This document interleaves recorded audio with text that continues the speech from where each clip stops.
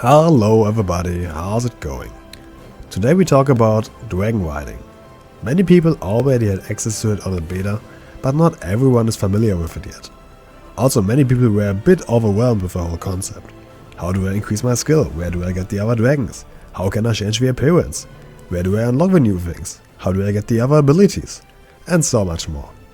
So today I will explain everything you need to know about dragonriding, easy and simple.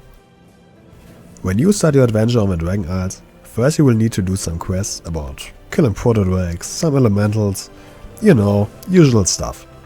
At one point you get a quest to save a dragon egg, and shortly after that you will be granted your first mount, the renewed proto-drake. While riding your dragon, you have some new abilities, Search Forward and Skyward Ascent. Both abilities cost you 1 vigor, a new resource that will be shown in the middle of your screen while on your mount. Search Forward gives you a little speed boost, while Skyward Ascent makes you fly upwards. When first starting you will only have 3 vigor, and you regenerate it either while on the ground or while you're flying very fast. Flying itself however is much more like gliding. If you fly down you get a lot of speed, but if you fly up you will lose speed pretty fast. If you have enough speed you start glowing blue. This means that you will also regenerate vigor while flying now. Sometimes, when you need to get to a very high location, it's actually more useful to fly down a little bit to increase your vigor and then get high with multiple skyward ascents in a row.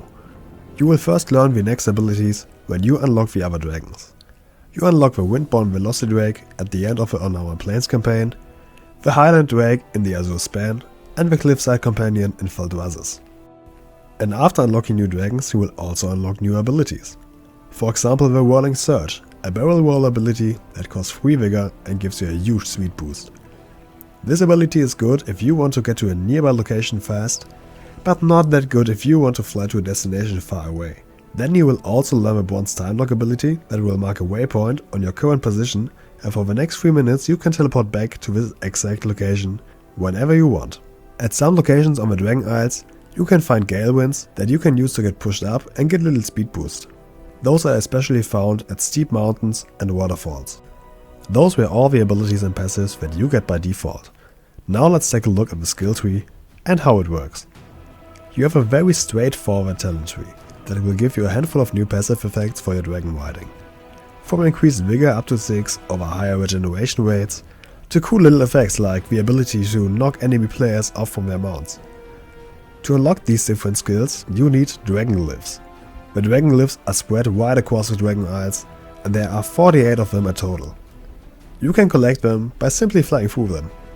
Of course you could look up a guide to find all the locations, but it's actually really fun to find them by yourself. Every glyph has its own achievement, and the name of the achievement indicates where it can be found. So just open your achievement tab and try to find them. When you are close to a dragon glyph, you get a message in your text box saying, "Your drag senses a nearby dragon glyph." You need multiple glyphs for each skill. First you only need 3, later it goes up to 5.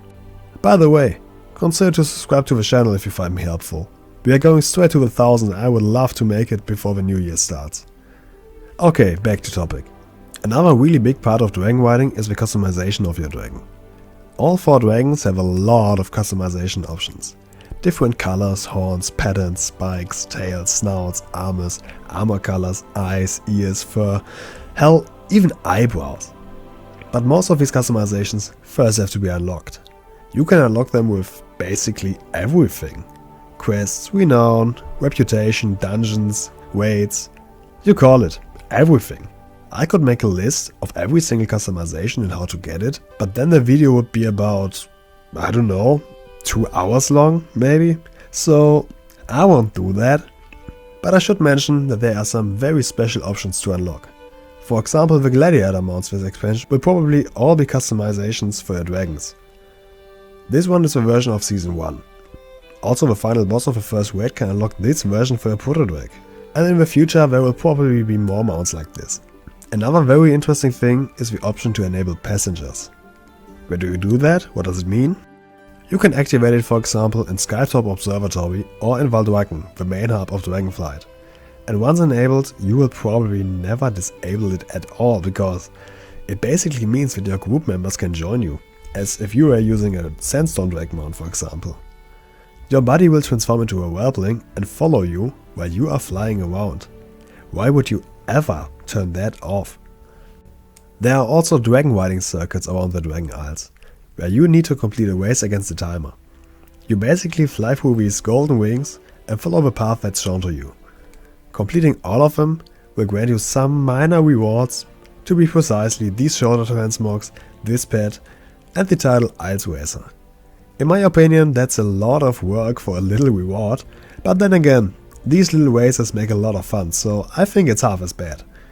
While doing these circuits, you will have different things to watch out for. You will have the normal golden wings you need to fly through, then you have wings with a little whirly inside, which grants you a speed boost.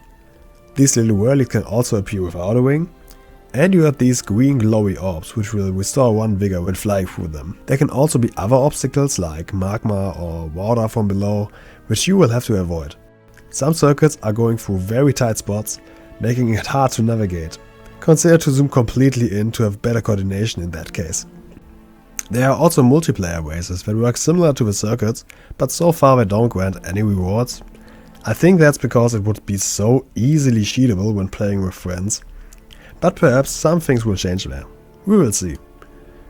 And yeah, that's pretty much everything you need to know. Oh wait, there's one more important thing. Everything you unlocked, every customization, every skill, every mount, every glyph you have found, they will all be account wide. Which means, after getting your skill up high with the next character you travel to the Dragon Isles, you will have it all from the very beginning. The good thing about dragon riding is that it's actually a lot of fun, and you will learn most of it by yourself pretty fast. Also, you can get all the dragon glyphs right away after getting your first dragon. So if you want to maximize your dragon riding skill at the very beginning, nobody is stopping you. In case you were not able to try this new way of flying so far, buckle up friend, you will totally love it.